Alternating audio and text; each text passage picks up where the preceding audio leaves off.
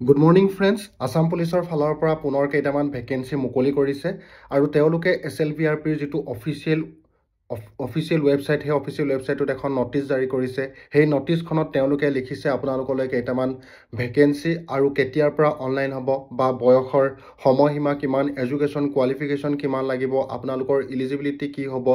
আপোনালোকে জানিবলৈ হ'লে ভিডিঅ'টি স্কিপ নকৰিব, ষ্টাৰ্টিঙৰ পৰা এণ্ডিঙলৈ ভালদৰে চাই ল'ব। আৰু যিসকলে মোৰ চেনেললৈ নতুনকৈ আহিছে তেওঁলোকে মোৰ চেনেলটো ছাবস্ক্ৰাইব কৰি দিব আৰু কাষতে থকা বেল আইকনটি প্ৰেছ কৰি দিব, যাতে এনেকুৱা ধৰণৰ ভিডিঅ'বিলাকৰ নটিফিকেশ্যন আপোনালোকে আগলৈও পাই থাকে।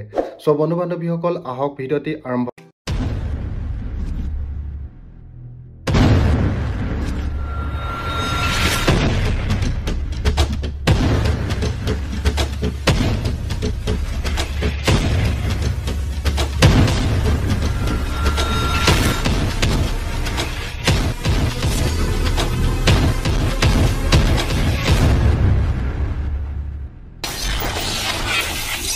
নমস্কাৰ বন্ধু বান্ধৱীসকল, পুনৰবাৰ মোৰ ডিফেন্স মাইণ্ড ইউটিউব চেনেলটোলৈ আপোনালোকক স্বাগতম জনাইছোঁ। আজি আপোনালোকলৈ লৈ আহিছোঁ এটা বিশেষ ভাল খবৰ যে Assam police housing corporation limited Rehabari গুৱাহাটীৰ যিটো আপোনালোকৰ নটিচ জাৰি কৰিছে, সেই নটিচখনত তেওঁলোকে ভেকেঞ্চি কিছুমান মুকলি কৰিছে।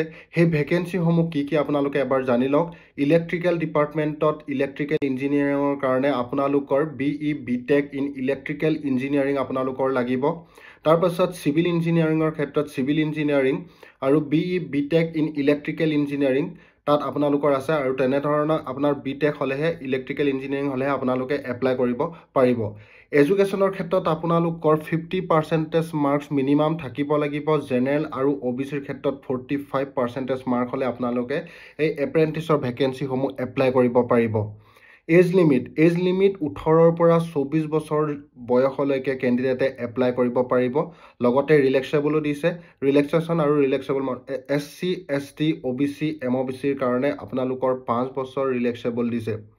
ইলিজিবিলিটি, ইয়াৰ অৰ্গেনাইজেশ্যনৰ নাম হৈছে national apprenticeship training scheme NATS। Last date হৈছে আপোনালোকৰ 26 নৱেম্বৰ 2024 তাৰিখ। 6 নৱেম্বৰ 2024 তাৰিখৰ পৰাই এপ্লাই হৈছিলে, কিন্তু যিটো অফিচিয়েল ৱেবছাইট SLVRPত এতিয়া আপোনালোকৰ 20 নৱেম্বৰ তাৰিখৰ পৰাহে তেওঁলোকে মুকলি কৰি দিছে, কিন্তু 6 নৱেম্বৰ 2024 তাৰিখৰ পৰাই এপ্লাই হৈ আছিলে। ফিজ, এপ্লিকেশ্যন ফিজ আপোনালোকে দিব নালাগে।